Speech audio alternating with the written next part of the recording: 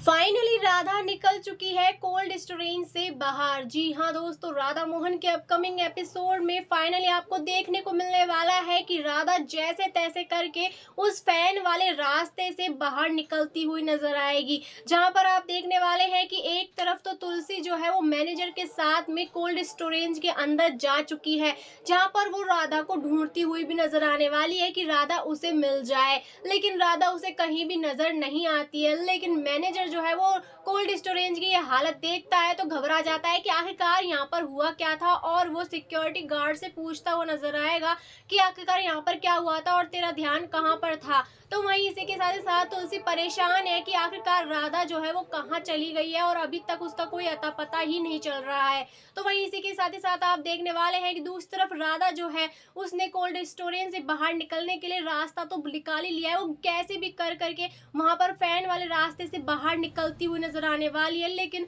तुलसी जो है वो उसको ढूंढ रही है कि आखिरकार वो कहाँ है। जैसी वो अंदर आती है इतने में तो राधा जो है वो कोल्ड स्टोरेज से बाहर निकल चुकी हुई होती है।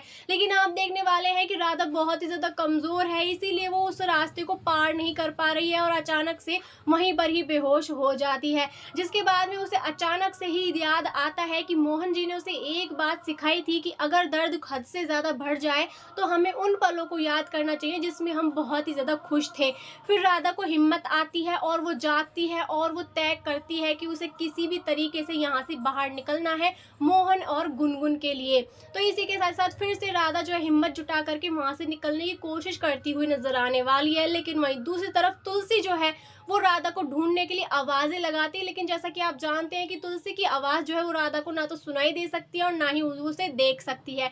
लेकिन तुलसी जो है फिर दिमाग लगाती है कि मैं यहाँ पर सामानों को गिरूंगी तो क्या पता सामान गिराने की आवाज सुन करके राधा कहीं भी हो तो उसे समझ में आए कि कोल्ड स्टोरेज में कोई आ गया है। इसीलिए तुलसी जो है वो वहां पर सामानों को गिराने लग जाती है, जिसकी आवाज तुलसी की आवाज जो है वो पहुंच जाती है राधा के पास में। और राधा सोचती है कि कोल्ड स्टोरेज में शायद कोई आया है, इसलिए मुझे तुरंत जितनी भी जल्दी हो सके यहाँ से निकलना होगा और वहां पर पहुंचना होगा। क्या पता मेरे मोहन जी वहां पर आ गए हों। और इसी वजह से जहां राधा जो है वो आधे रास्ते को पार कर चुकी होती है, लेकिन वो वापस लौट करके स्टोरेज की तरफ आ जाती है।